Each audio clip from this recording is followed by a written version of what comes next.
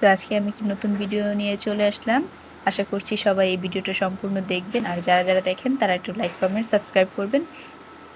আজকে অদিতি এই খেলনাগুলো ফেলে কি অবস্থা করে রেখেছে, যেগুলো এখন আমি গুছিয়ে রাখবো, তো আপনাদের সাথে শেয়ার করছি। তো প্রথম থেকে আমি ওর বই খাতা পেন্সিল যে ছোট ছোট পড়ার জিনিসগুলো ওগুলো কিভাবে গুছিয়ে রাখলাম।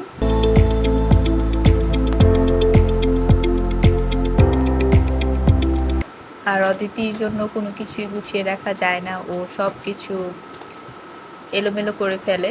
তারপর যতটুকু চেষ্টা করি আমি রাখার, আর ও তো একদমই পড়ে না, পড়াচোর কোথাকার। এখন আমি রাখছি ওর ছোট ছোট খেলনা, এই খেলনার ছোট বালতিতে ওর ছোট ছোট যে খেলনাগুলো অনেক সময় পড়ে টরে থাকে, হয়তো সে ব্যথা পেতে পারে, তার জন্য আমি একটু একসাথে রেখে দিয়েছি। আর একটা ঝুড়ি ছিল, যে ঝুড়িটা নিয়ে ও খেলা করে, ওই ঝুড়ির ভিতরে ছোট ছোট খেলনাগুলো আমি রাখলাম। আর এগুলো ছিল দূরবীন, পাজেল। আর ও পাজেল দিয়ে খেলতে একটু পছন্দ করে, কিন্তু মেলাতে পারে না এখনো। আর এগুলো ওর ব্যাগ, ছোট ছোট খেলনা ব্যাগ। যেগুলো একটু বড় সড়ো ছিল সেগুলো আমি এক সাইডে রেখেছি, ছোটগুলো যেগুলো ছিল সেগুলো একটু কাছাকাছি রেখেছি, যাতে ও সব খেলনা হাতে একসাথে পারে আর সবসময় একটু গুছিয়ে টুছিয়ে রাখতে পারে।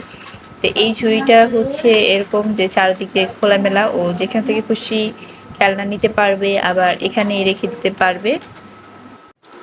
তারপর এই যে অদিতি একটা কাঠির মাধ্যমে ও পুতুলটা বেঁধে রেখেছে, যে ওই যে কাঠের পুতুল খেলতো না আগের যুগের মতো, তো ওরকম।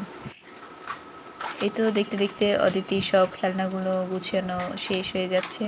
এত ছোট ছোট খেলনা যেগুলো গুছিয়ে রাখতে খুবই কষ্ট হয়, কারণ ও খুব তাড়াতাড়ি এগুলো আবার এলোমেলো করে ফেলে। তো এই যে আমার গুছানো প্রায় শেষ। আমি প্রথম থেকে ওর প্রয়োজনীয় পড়ার যে জিনিসগুলো ওখানে রেখে দিয়েছিলাম। আর এখানে ছিল অদিতির পুতুলগুলো, যেগুলো আমি খুব সুন্দর করে রেখেছি। ও এত দুষ্টু যে পুতুলের চোখগুলো পর্যন্ত উঠিয়ে ফেলছে। ধন্যবাদ সবাইকে।